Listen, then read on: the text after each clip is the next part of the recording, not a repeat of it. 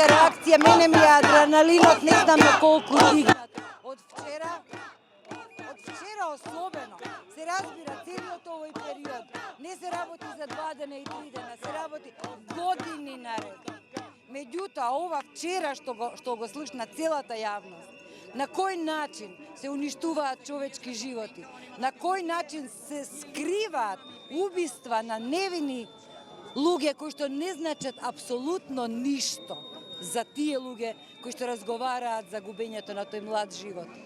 Затоа ги повикувам овие луѓе овде да да дојдат од оваа страна, од нашата страна. Затоа што не верувам дека постои некој здрав разум кој што може да ја брани, да го брани овој начин на однесување со сопствениот народ, извинете. Грозно.